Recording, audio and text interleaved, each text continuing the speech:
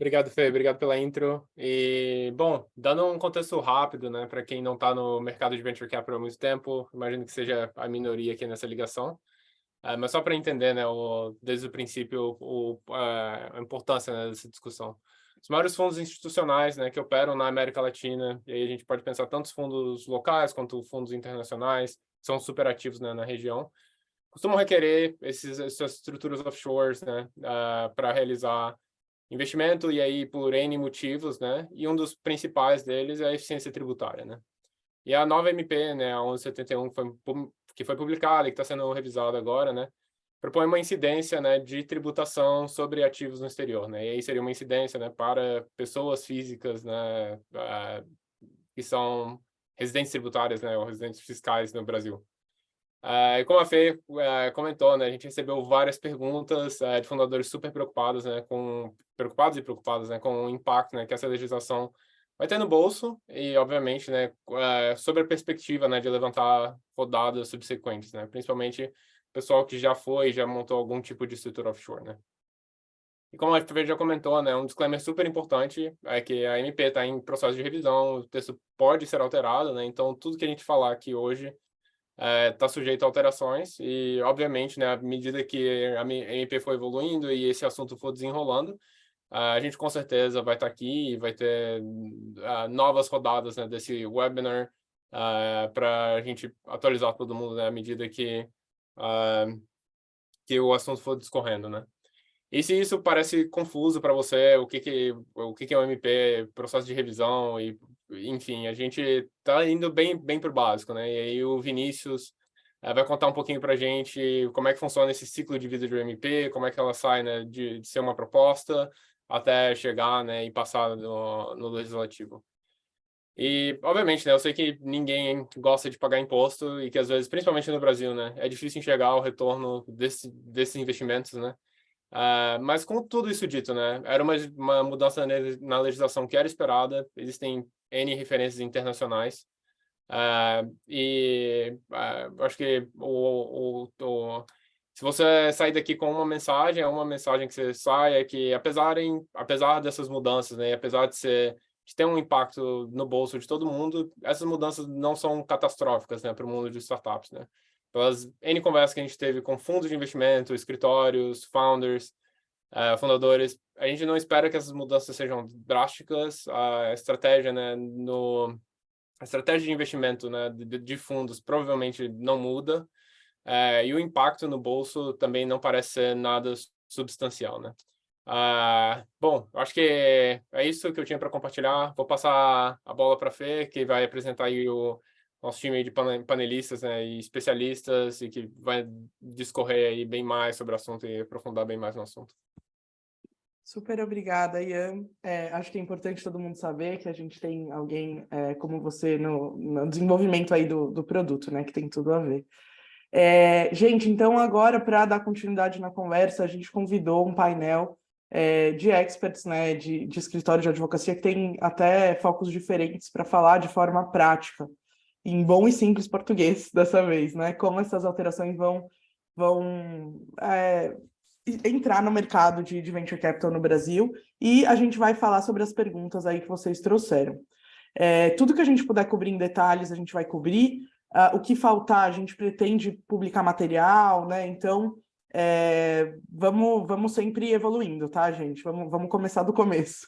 Queria chamar, então, a Cristel, o Vinícius e o Eduardo para se juntarem a mim. A Cristel é sócia na Gunderson, que é especializada em estruturas internacionais. O Vinícius Seixas é sócio no Pinheiro Neto, mas ele é especializado em legislação tributária, então tudo de Texas. Temos o Vini aqui. E o Eduardo Zilberberg é sócio do BZCP, especializado também em startups e venture capital. Então, bem-vindos, pessoal. Acho que agora a gente pode entrar aí no bate-papo mesmo, bem na prática.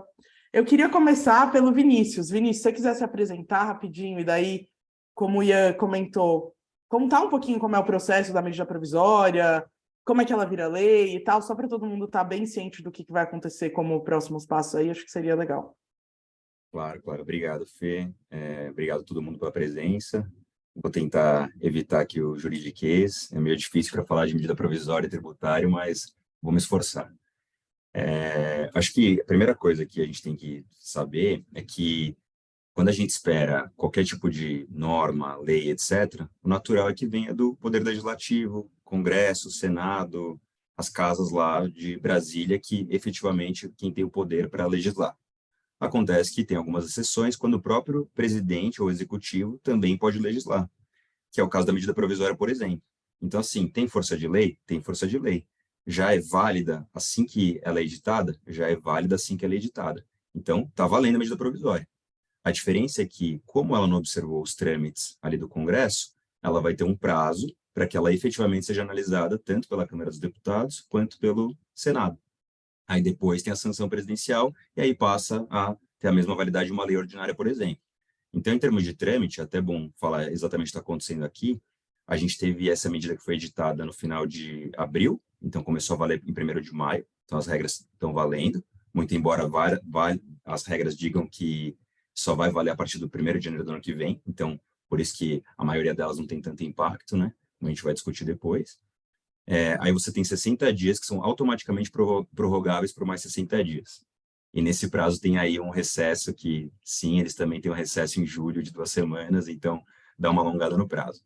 Aí, depois que a medida provisória é editada, é formada uma comissão mista. Essa comissão mista tem lá 12 senadores, 12 deputados, eles vão discutir o texto e vão receber várias emendas, e essa já recebeu mais de 106 emendas, então os congressistas vão sugerindo ali mudanças na MP.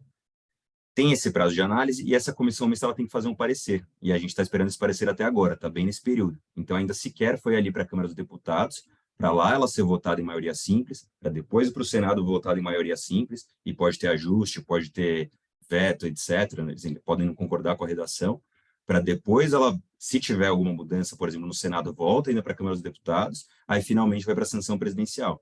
Então, tem um trâmite aí, que todo, no decorrer desses 120 dias, para que ela efetivamente tenha uma validade de lei.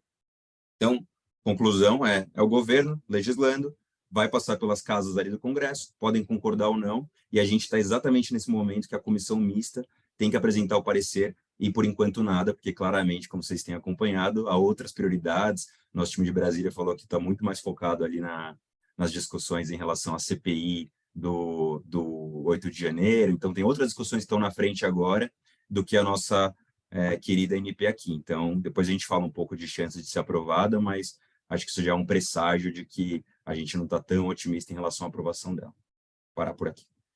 Edu, e para os leigos, assim, quando você fala em mudanças na redação e tal, não vai vir nada, eu sei que você não tem bola de cristal, mas não vai vir nada drástico, né? Ou dá para esperar que tem alguns pontos que ainda não estão, assim, totalmente perto do melhor que eles podem ficar na redação final? Você tem alguma adivinhação?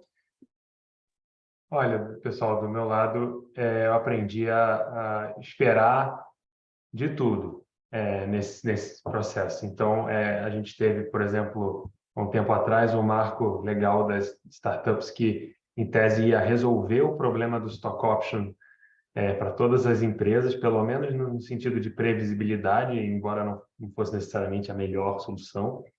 E, assim, nos 45 do segundo tempo, tiraram do projeto totalmente o principal ponto. Então, eu não arriscaria dizer que ele, enfim, que não vai ter.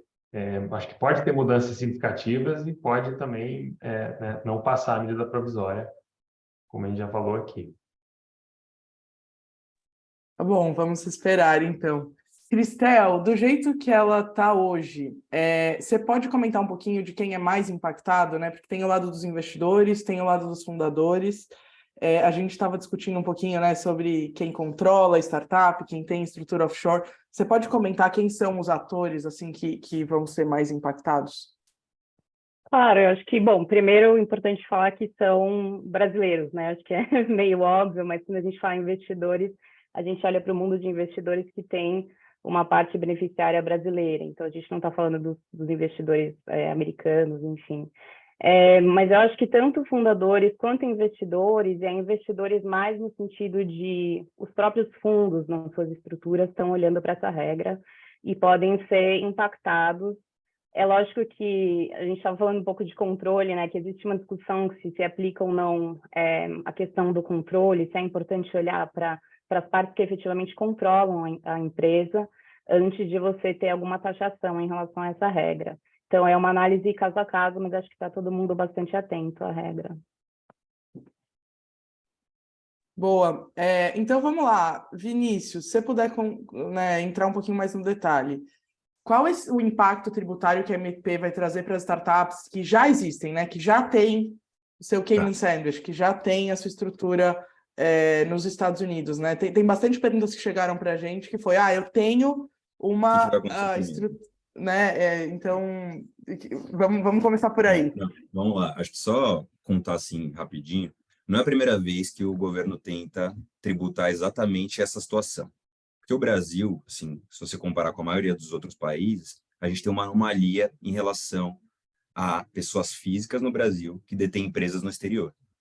É relativamente comum que você tenha nos outros países uma tributação automática em relação a isso. O Brasil você não tem, que a gente chama de regra de CFC. Então, no Brasil, você surfa nesse diferimento. O que significa isso? Se você detiver uma empresa no exterior e essa empresa for o seu veículo de investimento, você pode investir em qualquer lugar, isso é zero ilegal, é totalmente ilícito, você pode investir em qualquer lugar do mundo, todo o rendimento que aquela sua empresa no exterior gera, ele fica preso nessa sua empresa no exterior e você não tributa no Brasil até que efetivamente você distribua aquele dinheiro para você. Esse que é o diferimento. E aí o governo já tentou tributar essa situação, mudar isso outras vezes. Em 2013, eles tentaram com a MP 627, eles tentaram recentemente uma outra MP dos fundos. Eles já tem, então, assim, algo que está no radar, a gente sempre... Dessa vez, a diferença é que essa regra veio ainda mais abrangente do que a gente estava acostumado. Antes falava só quem tinha uma empresa em paraíso fiscal, agora vai tributar automaticamente. E o que é tributar automaticamente? É o seu dinheiro que está lá fora, os rendimentos que são gerados, 31 de dezembro, eles passam a ser tributados, mesmo que você não tenha trazido dinheiro para o Brasil, ou mesmo que você não esteja gastando esse dinheiro no exterior, ou seja, não tenha disponibilidade do dinheiro. Isso que a MP veio tratar especificamente, a maior parte dela. Então, eu tenho uma empresa no exterior, a empresa no exterior pode usar o dinheiro para o que ela quiser, inclusive para investir em empresa no Brasil, a gente vai chegar nessa parte. Só que o comum, que é a pessoa ter uma empresa, uma BVI, uma empresa em Cayman, investir pelo mundo todo, você tem essa vantagem, você não tem que tributar no Brasil nada. Você não tributa nada no Brasil, porque você tem esse diferimento. Só tributa quando você traz a grana para o Brasil. A MP falou assim, olha, eu quero mudar essa situação. Se você agora tiver uma empresa controlada no exterior, aí tem um pouco dessa discussão que a Crystal estava levantando, você vai tributar automaticamente o resultado daquela companhia em 31 de dezembro de cada ano. Esse que é o ponto central do negócio. Agora vamos falar especificamente da nossa estrutura. Comum que tem o founder brasileiros, eles fundam uma startup e a gente faça o flip para a estrutura no exterior. Aí depois o Edu, a Crystal vão comentar que tem várias razões para se fazer esse flip extra-tributárias. Acho que isso é importante ficar claro, não é só porque a gente vai ter uma vantagem fiscal que eu vou passar a deter essa empresa por meio de uma entidade em Cayman. Tem várias razões, inclusive dos fundos de Venture Capital, que querem investir em Cayman. Enfim, todo mundo aqui que já passou pelo processo sabe que não é só fiscal a razão para eu passar a deter uma empresa em Cayman, que detém uma empresa em Delaware, que detém uma empresa no Brasil, por exemplo. Então, a gente vai lá, fundou a nossa startup e a gente faz o nosso flip, né? Então, a gente passa a deter a estrutura sanduíche. Então, agora eu tenho um brasileiro que detém uma empresa no exterior. Essa empresa no exterior pode ser Cayman, por exemplo, detém uma Delaware que detém a brasileira, né? Então, uma estrutura sanduíche, que a gente chama, ou essa quase que triangular também. Nessa situação, aí faz a gente pensar, peraí, então se a MP agora me obriga a tributar o resultado automaticamente, quer dizer que se a minha empresa no Brasil tiver resultado, eu vou ter que tributar automaticamente, porque esse resultado vai subir para as empresas de cima, e sem que eu distribua, eu tenho que tributar de novo. A primeira coisa que tem que ficar claro e desmistificar é que isso não vai ter dupla tributação de jeito nenhum. Que a regra é muito clara que se tiver um resultado no Brasil, e assim, lucro, tá? Eu sei que a maioria das startups também não tem lucro, mas vamos assumir que tenha lucro. Esse lucro, ele é tributado no Brasil. Então, quando você reconhece o resultado automaticamente, você não tributa de novo, tem uma exclusão específica já. Então, não é um problema. Isso tem que deixar muito claro, não é um problema, a nossa estrutura ela não foi por água abaixo, não é que agora eu vou tributar automaticamente, aumentou a carga, não é verdade. Então, isso tem que ficar muito claro. Segunda coisa, pagamento de dividendos. Assumindo também que a gente paga dividendos, que eu sei também que não é tão comum, ainda mais em early stage, empresa que está gastando muito, é muito mais comum que você tenha prejuízo, mas eventualmente, se tiver lucro e quiser distribuir dividendo, como funciona atualmente? O brasileiro ou a empresa gringa que detém participação nessa startup ou nessa empresa no Brasil, toda vez que ele recebe dividendo, não paga imposto, porque o Brasil não tributa dividendo quando é pago do Brasil para fora. Isso regra atual, sem MP, tá? Quando o dinheiro sobe e o dividendo vai subindo, se efetivamente a empresa de Cayman for distribuir dividendo para o brasileiro, isso já é tributado atualmente. Só que só é tributado quando efetivamente distribui aquele dividendo para o brasileiro. E é tributado a 27,5%. Com a MP, a regra em relação à tributação do dividendo, a alíquota que é aplicável, ela foi alterada também. Porque agora você não tributa 0 a 27 mil como se fosse salário aqui no Brasil. Você tributa até 22,5%, só que as faixas são muito baixinhas. Então você tributa ali 50 mil no ano, você já tributa 22,5%. Quando você compara com o dividendo, que é um cenário muito incomum, essa startup pagar dividendo de fora para o Brasil, então é como se a gente tivesse uma vantagem, porque antes você tinha 27,5% e você passaria a ter 22,5%, especificamente para dividendo, que é super incomum. Mas o que é mais comum, que é o cenário de liquidez, e aí sim é uma preocupação que todo mundo tem que ter na cabeça, se muda ou se não muda, eu vou falar até minha posição, que é um pouco polêmica aqui, mas o que a MP trouxe é o seguinte: situação comum de novo. A gente fundou a startup, a gente fez o flip e agora a gente detém participação em Cayman, Delaware, Brasil, sanduíche. E eu decido vender a minha participação, porque a empresa foi bem e tal, e finalmente a gente vai ter uma secundária lá fora, e finalmente esse founder que sofreu durante anos vai pegar um pouco de dinheiro no bolso na secundária. Ou seja, o cara vendeu um pedaço da empresa dele, finalmente. Como funciona atualmente? Esse cara, ele tributa 15 a 22,5% sobre o ganho de capital, só que observando as faixas que a gente tem hoje, que são faixas bem grandes. Então, até 5 milhões, 15%. Aí tem outras faixas, só o que ultrapassa 30 milhões de ganho, você tributa 22,5%. Então, essas são as regras atuais. Com a MP, como eu falei, essas faixas que vão de 15 a 22,5%, elas passaram a ser muito pequenas. Então, 50 mil reais no ano já é 22,5%. Então, isso é um aumento muito significativo. Só que essas regras, elas só são aplicáveis para aplicações financeiras no exterior ou resultados indiretos que você tem nessa controlada.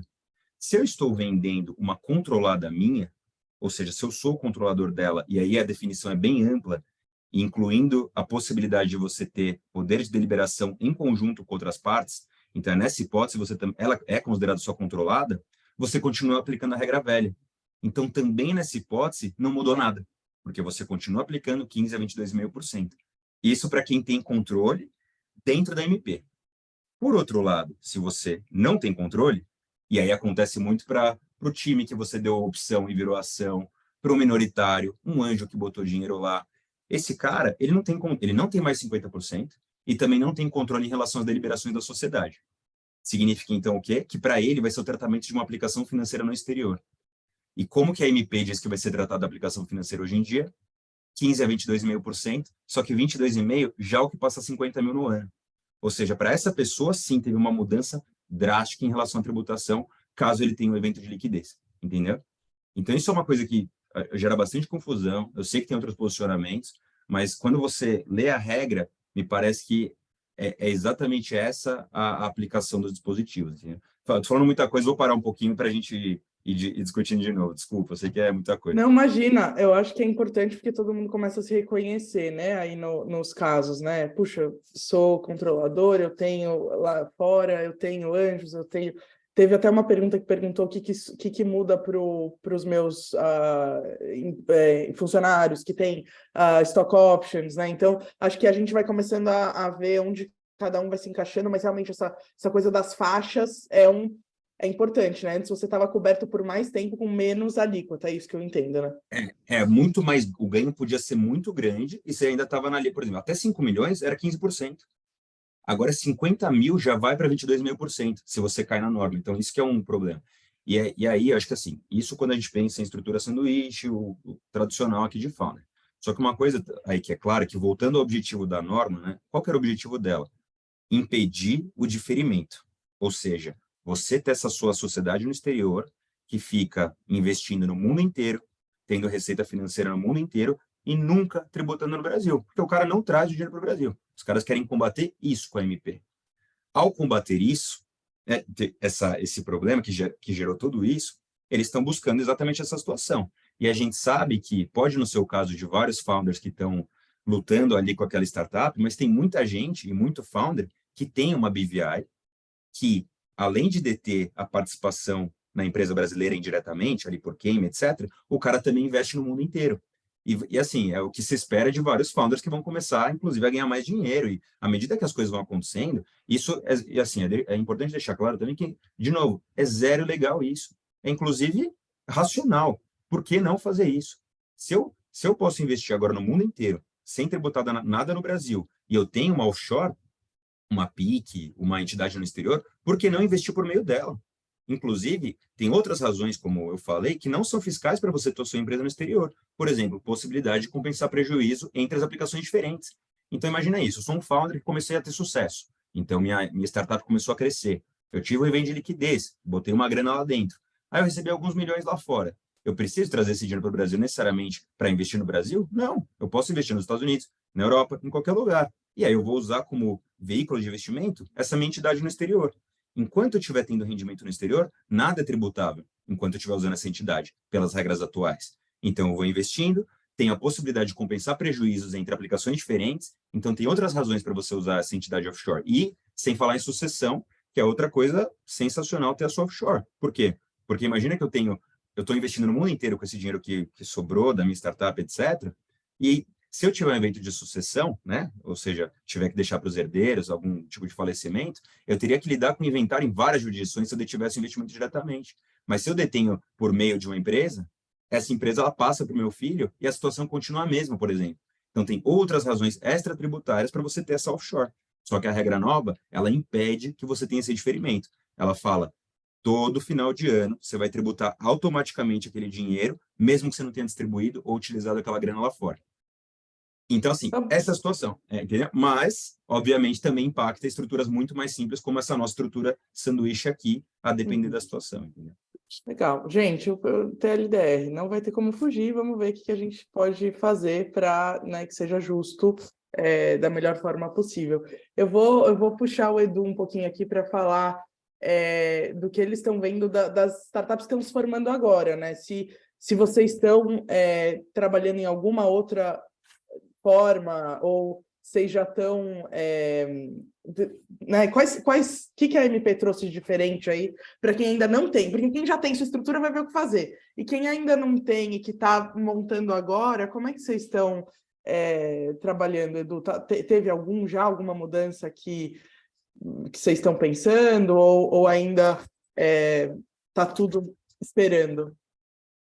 Eu acho o seguinte, uma coisa que já foi falada aqui, que é importante enfatizar, é que a decisão de montar uma holding fora, a holding da empresa principal para fins de captação, ela continua intacta. Por quê? O principal objetivo da estrutura sanduíche é obter cheques de investidores institucionais estrangeiros, porque a gente tem visto uma série de entrantes no mercado no early stage, né? CDC, até private equity, mais investidores anjos, mais estratégicos investindo no começo, mas a gente, quando você está falando de um cheque de 50 milhões de dólares, esse cheque, na maioria das vezes, ainda está vindo do exterior. E os investidores estrangeiros ainda têm muito desconforto em investir diretamente no Brasil. Então, e o segundo fator é governança, né? Aqui, quando você tem investimento direto no Brasil, você ainda tem muita discussão. Por exemplo, eu posso ajustar o acordo de acionistas só por maioria? Muitos diriam que não. Preciso que, numa startup que tenha 100 investidores, todo mundo tem que ir lá assinar o aditivo para mudar o endereço da startup, se fosse o caso. O endereço não se aplica, mas se fosse uma regra pequena do acordo de acionistas, eu teria que já pegar a assinatura de todo mundo para poder fazer essa alteração. E ainda existe muito essa intenção de fazer um IPO nos Estados Unidos, ou seja, hoje em dia também teve IPO no Brasil, mas assim, quando o mercado reabrir, a gente vai ver para onde que vai essa tendência, mas ainda existe muitos empreendedores ainda acreditam que é melhor para a empresa deles listar lá fora. Então, seja por uma questão de facilidade de listar lá fora, governança e agilidade nas rodadas, conforto de investidores em relação à liability, né? Por todas essas razões, ainda faz sentido, a gente ainda está fazendo um monte de flip e montando a estrutura offshore. Eu acho que tem situações específicas em que a estrutura offshore não faz sentido, por exemplo, a empresa vai virar lucrativa no dia seguinte com o objetivo de distribuir dividendo, e aí a estrutura offshore não é ideal para distribuição de dividendo, ou também, eu estou fazendo uma rodada, mas eu já sei que tem um estratégico aqui com uma opção de comprar a empresa no dia seguinte, um estratégico no Brasil, então pode ser que nesse cenário também não faça sentido, mas no cenário de crescimento base através de várias rodadas que inevitavelmente precisem de capital estrangeiro ainda faz sentido. Então, acho que uma grande confusão que algumas pessoas estão fazendo que precisa ser sanada aqui é assim, o principal ponto aqui não, ainda faz sentido montar a estrutura para uma empresa de alto potencial de crescimento que quer receber rodadas de fundo estrangeiro. Tá? Essa é a principal discussão. O que muda principalmente? Antigamente, quando o fundador perguntava e a minha, né? E a minha offshore? Faz sentido montar? Quando? A nossa resposta era sempre o seguinte: que você... Você diz a offshore da pessoa física, né? Não offshore da pessoa física. Eu acho que com a MP deixa de ser óbvio, quer dizer, não é óbvio em geral, mas assim, o que você vai fazer com o dinheiro numa potencial venda? Eu vou trazer para o Brasil no dia seguinte. Pô, então monta offshore. Porque aí você ainda vai ter o risco de uma tributação maior para tirar o dinheiro da tua offshore. Não, eu quero deixar lá muitos anos, fazer vários investimentos com esse dinheiro, etc. e tal. Quem tinha esse objetivo, por mais que houvesse risco, é importante dizer, uma offshore controlada 100% por uma pessoa física, sempre vai ter muito risco de haver uma desconsideração da estrutura, mas muitos empreendedores são arrojados o suficiente e falam, não, eu entendo esse risco, eu vou montar meu offshore, porque eu tenho esse objetivo de deixar o dinheiro lá fora há muito tempo e fazer outros investimentos com esse dinheiro. O que acontece? Com a nova MP, deixa de ser óbvio esse dual track aqui que eu estou falando. Bom, vou trazer o dinheiro, então não faz sentido montar. Não, o plano é deixar lá, então faz sentido, apesar dos riscos, montar. Hoje, não. Passando a MP, agora a gente vai ter que, mais do que nunca, me dá o TLDR aí de se eu monto a minha offshore ou não. Não vai ter. Mais do que nunca, a gente vai ter que olhar tudo que a pessoa pretende ter dentro daquela offshore para ver se faz sentido montar essa offshore pessoal. Então, você me perguntou, do ponto de vista prático, o que está mudando? Estamos deixando de fazer flip para fins de captação? Não. Estamos deixando de fazer offshores pessoais até saber o que vai acontecer com essa MP? Sim.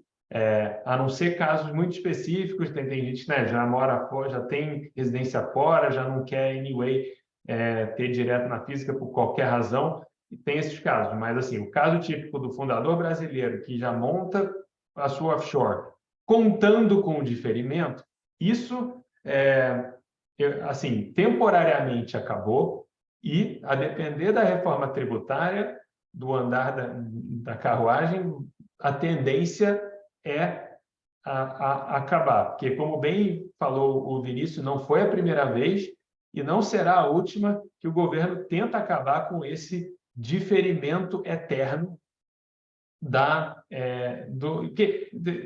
tem founder, inclusive, que já montou uma offshore e aí monta uma subsidiária dessa offshore, aí o dinheiro fica lá, aí vem para o Brasil, aí usa a subsidiária aqui, isso já com o objetivo de jamais pagar nenhum imposto. Então, isso é que está sendo atacado diretamente pelo governo, tá? Mas não eu acho que todos reconhecem que, para fins de captação, precisa ter a estrutura offshore principal. Então, me alonguei aqui um pouco, mas esse é o principal resumo da ópera aqui que a gente tem visto no dia a dia aqui. Vinícius, quer complementar? Vi que você desmutou aí, queremos ouvir. Né? Não, acho que é isso, acho que está perfeito o que o Edu falou. a estrutura ela já tinha outras razões para ser feita, que não buscar um diferimento fiscal. E além de continuar com o diferimento fiscal, porque não é especificamente o que ela vai mudar aqui, porque, de novo, o resultado da brasileira não vai ser tributado 2 vezes, porque agora você tem participação em queima e antes você tinha direto na brasileira. A inexistência de dividendo já existia, mas a gente não espera dividendo ser pago. E você continua com todas as outras razões econômicas para ter a estrutura offshore, principalmente essa história da captação e os detalhes que o Edu comentou.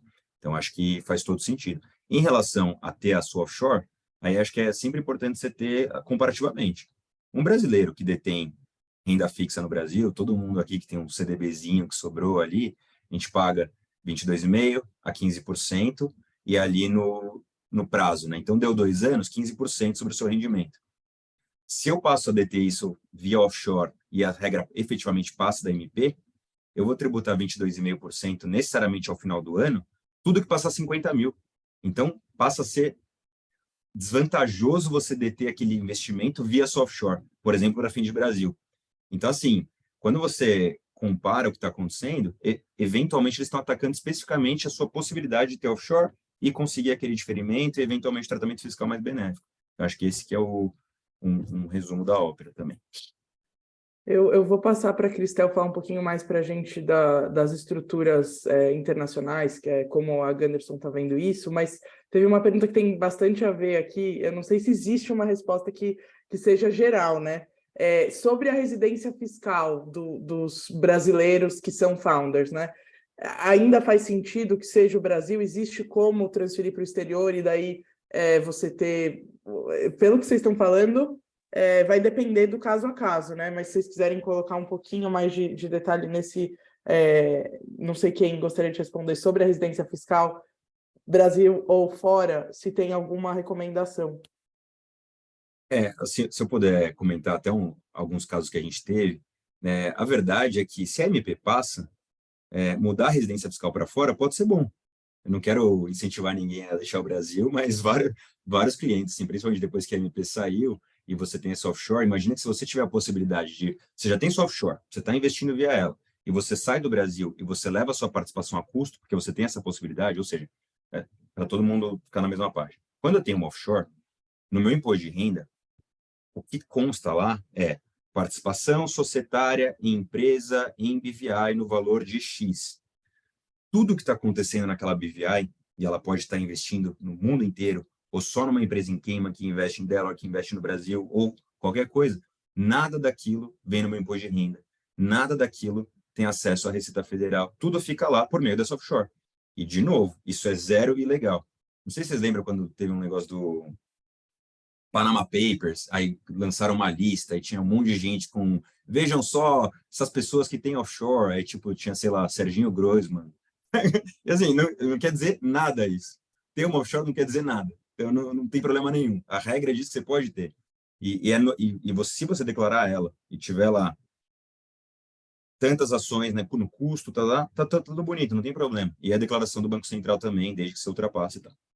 Então, se você faz isso, atualmente, e você mantém a custo aquele valor. Quando eu abri meu offshore, eu mandei R$1 milhão nela, por exemplo. Daqui a 10 anos, não interessa que ela está valendo 10 milhões no exterior, eu continuo declarando ela por 1 milhão, desde que eu não tenha trazido nada para o Brasil, etc. Se a MP passa, não os resultados passados, tá? Isso tem que ficar claro, só os resultados futuros, eles passam a ser tributados automaticamente no Brasil. Porém, se eu dou a minha saída de residência fiscal, eu levo a minha situação atual do jeito que está. Então, se eu vou ali para outra jurisdição, eventualmente eu posso encontrar uma alíquota mais benéfica na hora de tributar automaticamente aquele resultado. Então, assim, acho que não é difícil falar, tem que ser caso a caso a análise, que nem a Fê comentou, mas eventualmente pode sim funcionar, mas acho que calma também, não é para ninguém se precipitar e estou me mudando para o Uruguai amanhã, calma. Porque teve um cliente que falou, não, já estou vendo casa no Uruguai. Eu falei assim, não é para ver casa no Uruguai, você nem... Calma, vamos discutir antes a probabilidade da medida passar, se ainda vai ter o prazo para ela efetivamente entrar em vigor. Então, acho que tem que ter um pouco de... Quando a gente for discutir probabilidade e tal, acho que a gente volta a discutir isso. Tá, a gente vai chegar lá. Por sorte, eu imagino que a maioria aqui não está na situação de ter uma offshore com bilhões e querendo sair do país no dia seguinte, né? Acho que para a turma mais pobres, vamos dizer assim, eu acho que um ponto importante é você hoje, né, tem uma tributação na física de 15 a 22,5% de ganho de capital. Via offshore, e aí um cenário clássico é você não vende as ações da tua offshore, mas vende as ações da empresa embaixo e o dinheiro sobe para a tua offshore, que é o cenário clássico de todo mundo que está fazendo secundária. Quer dizer, nesse caso, já existe uma alíquota maior que vai se aplicar. E aí, portanto, a conclusão preliminar de que, para muita gente, se a CMP passar do jeito que está, vai deixar de fazer sentido ter uma offshore pessoal, né? Mas não é para todo mundo a mesma solução. Mas acho que, como regra geral, é isso, porque você não vai querer pagar uma alíquota maior, principalmente se o seu único ativo ali é as ações da tua startup, né? Acho que isso responde um pouco o que o Henrique tinha perguntado aqui no Q&A. Legal.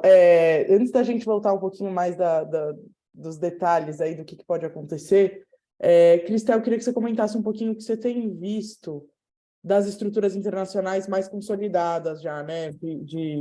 Se tem tido já alguma conversa de mudança e de algum redesenho, vocês já estão pensando em algum redesenho, né? Para quem já está um pouco mais avançado. Eu acho que vou muito na linha do que o Edu falou, de defender que essa estrutura, o propósito maior dela não é fiscal, e sim de governança corporativa. Então, as jurisdições que a gente escolhe hoje mais comuns, né, Cayman, LLC, às vezes UK, elas têm um propósito de governança corporativa, é uma escolha, muitas vezes, liderada pelo investidor estrangeiro, e essa escolha não muda por causa da MP. Ela continua sendo a mesma. Para esses investidores, especialmente em empresas que já são mais late stage, porque elas já têm uma série de investidores na cap table. Então, fazer um movimento de mudar uma estrutura dessas é complexo, tá? E nada impede, assim, provavelmente se houvesse uma mudança, seria uma mudança para outra jurisdição estrangeira, e nada impede que qualquer uma dessas escolhas, então, por exemplo, digamos que Canadá agora está todo mundo olhando um pouco para o Canadá, mas nada impede que o Canadá entre na lista também de paraíso fiscal, né? Então, nenhuma decisão é definitiva e nenhuma decisão é 100% à prova de bala em termos fiscais brasileiros. Então, está todo mundo observando a regra, está todo mundo atento, mas pensando em redesenhar suas estruturas, ainda não. Legal. Então, eu tenho uma pergunta aqui que não quero calar. Qual é a chance da SMP não passar, não ser aprovada? Não existe isso? Mudou totalmente, ninguém mais... Alguém quer... Acho que, se eu puder comentar, que assim, Brasil, né? Então, não existe uma resposta certa. Todo mundo aqui sabe que tudo acontece, não é? Tudo pode acontecer. Mas, obviamente, com base aí, principalmente em outras MPs que a gente acompanha e o que está acontecendo no cenário político, a gente tem algumas ideias. E a gente tem um time também que fica acompanhando lá em Brasília para saber qual a probabilidade de passar ou não, o que está acontecendo no Congresso e tal. E a percepção do time lá é que o governo está com pouca força, e além de estar com pouca força, ele tem que escolher exatamente onde ele vai gastar o capital político dele. A gente tem a reforma fiscal da unificação de todos os tributos, né, de indiretos, uma outra, que é a mais significativa para o país, é uma das bandeiras aí que o governo está encampando com força. Então, a ideia é gastar um pouco mais para aquele projeto ser aprovado do que outras medidas provisórias. E a gente sabe que o governo tem apanhado nos últimos casos aí que ele acabou discutindo. Teve até uma que passou recentemente, mas não era do governo, que é aquela de preço de transferência. Então, assim, o cenário para o governo não está tão bom para que ele consiga aprovar, tem bastante resistência no Congresso, e o clima lá, segundo o nosso pessoal, é que isso está totalmente fora de discussão atualmente. Então, tem outras pautas na frente, e essa está muito, muito de lado.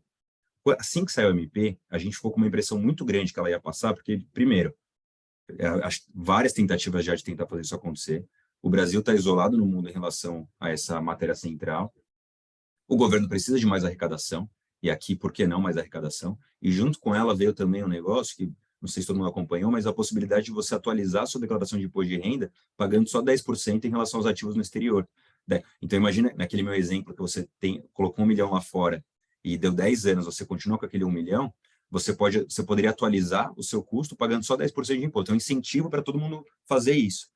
Então, assim, a ideia é, pô, a MP veio, ela é um tema que existe, de certa forma, ali um consenso, e ela aumenta a arrecadação, então a gente entendeu que seria algo grande que iria passar. Conforme o tempo foi passando e pelo clima ali na comissão mista, etc., até o nosso feeling é que a tendência é que não deveria passar. De novo, tem outro, assim, sempre surgem rumores, né, e boatos, tem boatos que não, vai passar só a parte do trust, aí tem outro boato que é não, tudo menos trust, porque trust ninguém quer lidar com trust, que é uma outra coisa que está lá na MP. Então tem gente falando, não, vai passar, mas eles vão mudar aqui o conceito de controlado. Então, assim, tem rumores, o feeling inicial é que não passe, mas infelizmente ninguém acho que a Crystal também, o Edu, acho que ninguém vai conseguir cravar isso, porque senão assim, é ir contra tudo que a gente conhece do nosso país, né? Até o passado é incerto. Não, tá bom. Então vamos aguardar, mas com essas chances altas aí, né? Eu tô vendo um monte de perguntas interessantes aqui que a gente tinha se preparado para responder de algumas formas, mas eu acho que é legal a gente falar dessa coisa prática, né? Tá bom, eu tenho uma startup e eu tenho o plano de stock options lá fora. O que acontece com os meus funcionários? Quer responder essa, Edu? Ou quando eles forem, né, trazer, exercitar as opções? Não, acho que nada, assim, nada muda no sentido de que quem for exercer a opção vai receber ações e vai continuar com essas ações e até que haja uma venda, né?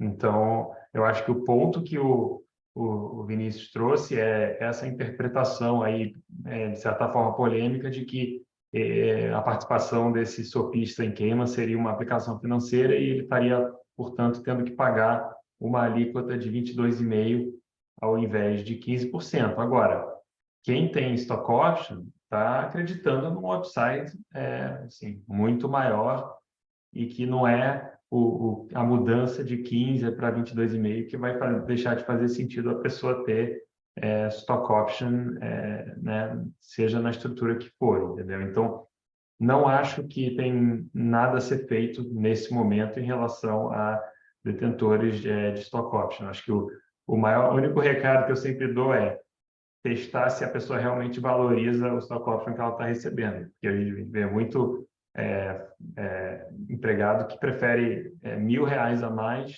no salário do que um stock option.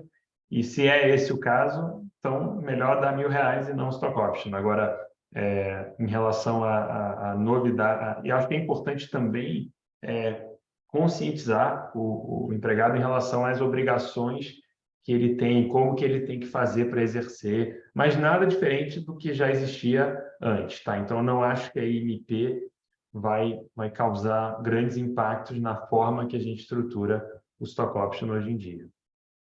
E até continuando assim nas coisas práticas, né? Tem muitos fundadores aqui que com certeza estão pensando em dar mais força na sua rodada, né? O mercado começou a esquentar um pouquinho mais. Acho que nesse ano estava tudo muito devagar, Q1 foi muito devagar, Q2 está melhorando.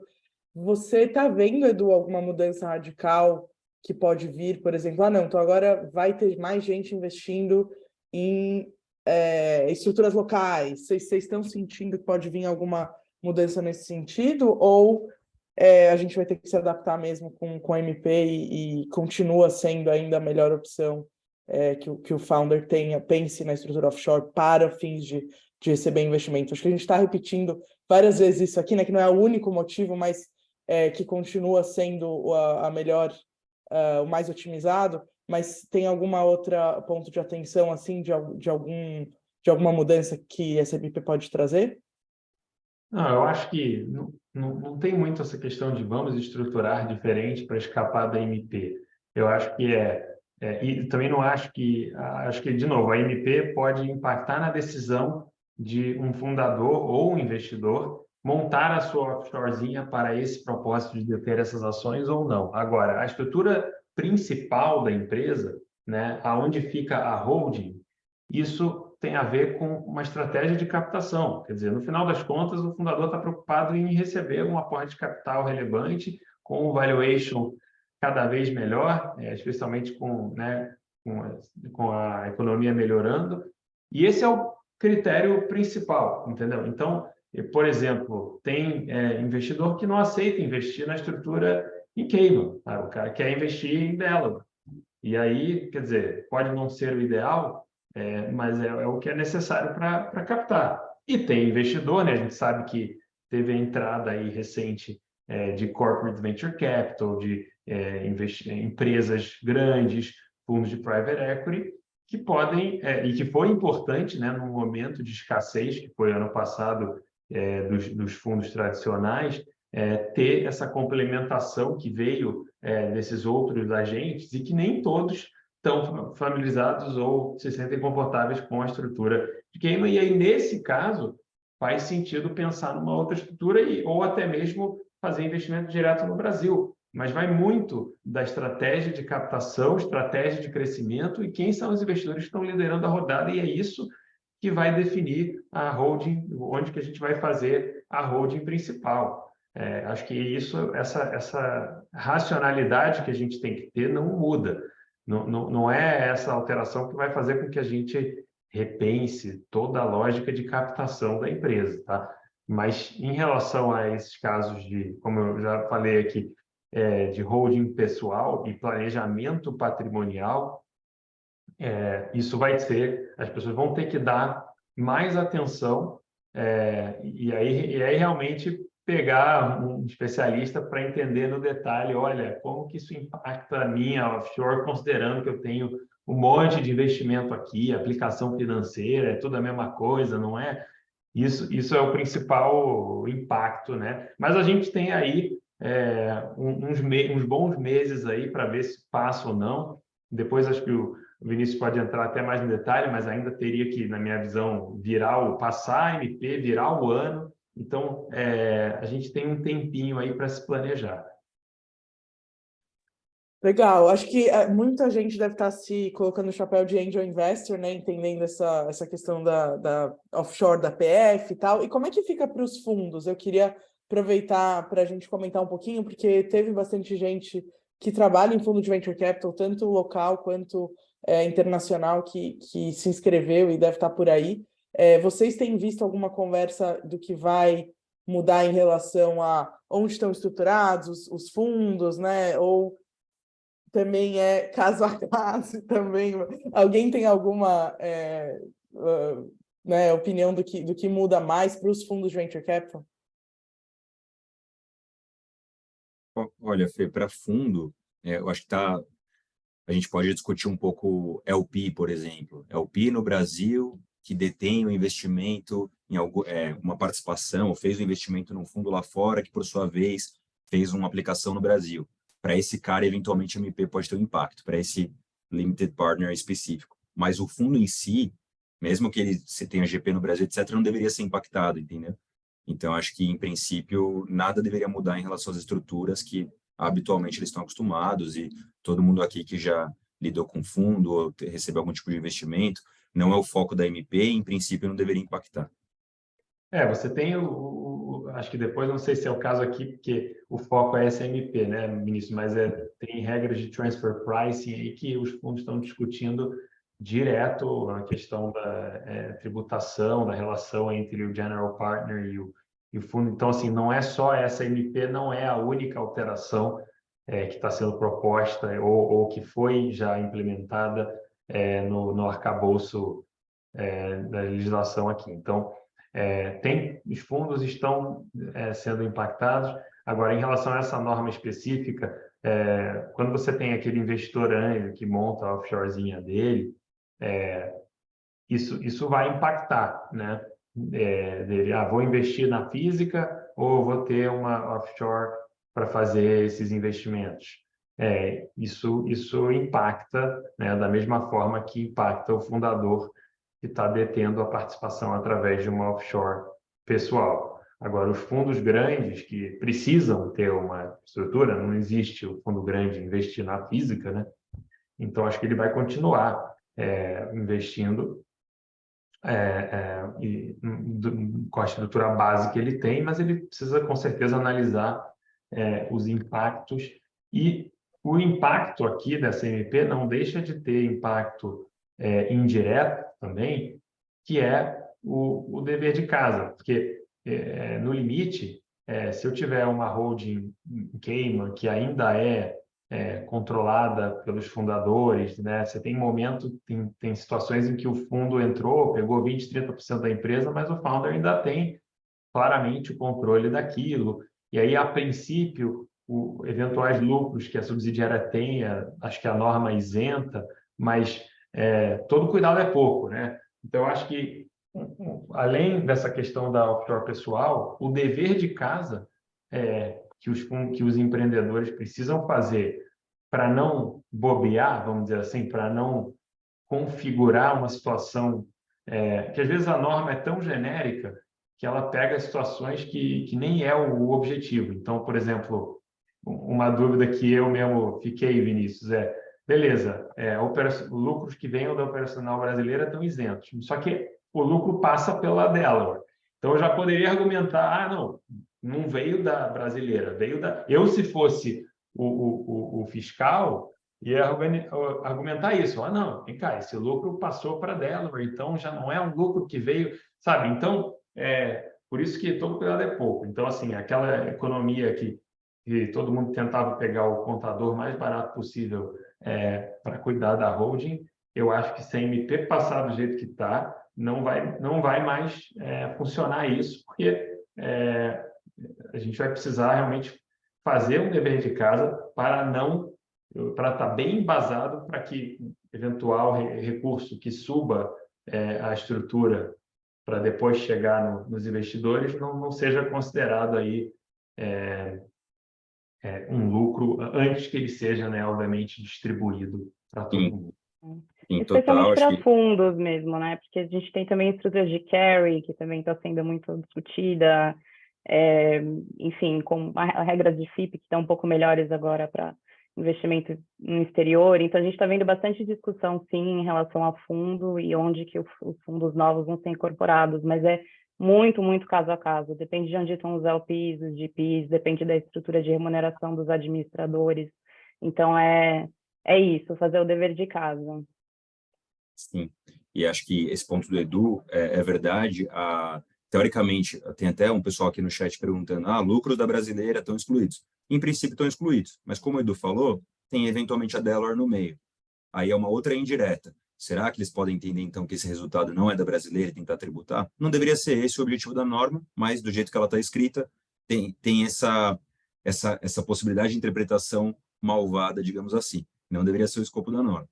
Um outro ponto que... vai lá, desculpa. Não, pode terminar aqui depois. Que eu vi, acho que o Alan, o Marco, que é uma preocupação que muita gente perguntou, que é assim, não, espera aí. A minha startup, que eu fiz o flip, o documento, né, a contabilidade que a Delaware tem em relação a ela, o valor do investimento, o balanço e também o balanço da Cayman, está um valor muito defasado em relação ao valuation atual, quanto a companhia está valendo. O que eu faço com, eventualmente, a valorização dessa minha startup? Eu vou ser obrigado a tributar, porque assim, dividendo e resultado a gente está mais claro ali no parágrafo 8º. Mas e essa valorização? Porque eu sou obrigado a fazer a avaliação a mercado, e aí eu tenho que tributar em 31 de dezembro esse valor de mercado, o que seria uma loucura, porque imagina isso. Obviamente o negócio vai ter diferentes valores, eu reconheço o mercado de tributo no Brasil, e a resposta é: depende, a MP está mal escrita, ela fala que você tem que observar os princípios contábeis, e aí, teoricamente, o que vai ser o princípio contábil que vai ser aplicado? Eu vou discutir em Delaware se ele vai ser obrigado a marcar mercado, e aí sim eu vou reconhecer a valorização. Então, esse é um ponto que tem sido muito discutido. Obviamente, a gente defenderia que não faz sentido tributar, etc., mas sim, seria uma interpretação plausível que o fisco poderia apresentar também se a redação sai do jeito que está. Uma das 106 emendas lá que foram propostas, ela combate justamente esse ponto. Então, é um ponto que já foi pensado, está em discussão e espera-se que, supondo que passe, né, que isso seja endereçado também. E teve uma pergunta aqui que fizeram também que eu achei boa, que bom, eu recaptei dinheiro, mas eu não trouxe para o Brasil ainda, né? Isso quem é mais corajoso e deixou lá, apesar das quebras recentes dos bancos. Então, chegar a 31 de dezembro, dia 30 de dezembro, eu mando o dinheiro para o Brasil para não configurar que aquele dinheiro que ficou lá é um lucro, ou eu posso deixar lá, se a MP passar, né? Então, enfim, não sei se você É, já tem uma opinião formada, Vinícius, mas não é, sei. a MP, ela faz com que os lucros do passado fiquem protegidos pelas regras antigas. Então, teoricamente, a gente vai estar lidando só com os lucros das novas operações a partir de 1º de janeiro de 2024. Então, nesse caso, acho que está tudo bem. Aí até, emendando, tem uma outra pergunta boa aqui, que acontece muito, que é assim, mas está faltando dinheiro no Brasil, porque a gente precisa pagar o pessoal, ou eu preciso de dinheiro, eu que sou founder, já todo o meu dinheiro foi lá, eu quero trazer um pouco de dinheiro de volta para o Brasil, mas eu não consigo distribuir dividendo, porque a companhia não tem nem lucro. Se eu fizer uma redução de capital da minha empresa de Cayman para tentar trazer dinheiro, eu estou dentro da regra nova, que vai acontecer? Aí, de novo, alguém poderia falar que não, aquilo ali estaria dentro do conceito de aplicação financeira, dentro da regra nova, mas a gente vai defender que não, que aquilo ali está dentro da regra, principalmente nessa situação do founder, da regra que justamente que a MP está tentando pegar de controlado. Se é essa regra, eu vou tratar como regra antiga, e só se o valor que eu trouxer for superior ao custo que eu detenho em relação àquela atividade no exterior, eu deveria tributar esse ganho, e aí pelas alíquotas antigas de 15 a 22.000%. Aí, emendando aqui numa outra pergunta, a pessoa perguntou quais as faixas da regra antiga. Até 5 milhões, 15%, de 5 a 10, 17,5%, de 10 a 30, 20%, e só o que ultrapassar 30 milhões, 22,5%. Então, muito melhor do que essa regra nova que fala que qualquer coisa acima de R$ 50.000 é 22,5%, entendeu? Foi meio rápido, que tem muita pergunta aqui, eu tentei fazer Nossa, um wrap-up. não, eu agradeço, porque acho que tá todo mundo se sentindo, né? Gente, imagina se tivessem que pagar esses 3 especialistas a hora deles aqui, e a gente já passou 5 minutos, tá? Então, agradeço muito a gente ter olhado aqui as perguntas do pessoal, acho que a gente tentou, nessa 1 hora, cobrir o máximo possível, assim, do que seria interessante para todo mundo entender o que vem por aí. Como todo mundo disse aqui, ainda tem uns meses, né? A gente ainda vai ver como é que fica, mas acho que a gente começa a sentir, né, onde põe o pé, o que tem que pensar, o que não tem que pensar. A gente pretende, como Latitude, então, distribuir o conteúdo para vocês. Já pedimos ajuda para os 3 aqui, para a gente consolidar alguns pensamentos e algumas coisas importantes para todo mundo saber. E a gente vai dividir para todo mundo que veio e também nas nossas redes, né, da comunidade, dos founders. Então, assim, muito obrigada, Eduardo, Crystal, Vinícius. Acho que foi esclarecedor e talvez um pouco, de outras formas, todo mundo sai com mais perguntas, né?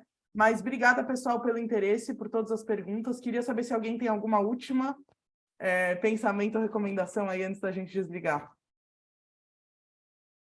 Acho que a gente se vê de novo daqui a alguns meses, talvez. É isso, é meio de setembro o prazo, então todo mundo acompanha, vamos ver o que acontece. Mas, teoricamente, meio de setembro a gente deveria ter uma resolução se vai virar lei ou não.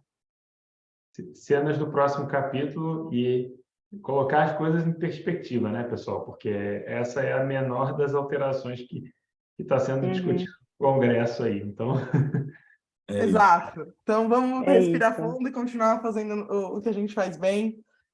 E vamos embora. Muito obrigada, pessoal. Até a próxima. Agradeço mesmo. Tchau, turma. Não tô vendo todo mundo, é muito chato isso, mas um beijo, boa noite para todo mundo. Valeu. Valeu, pessoal. Obrigada, gente. Até Boa mais. noite. Tchau, tchau.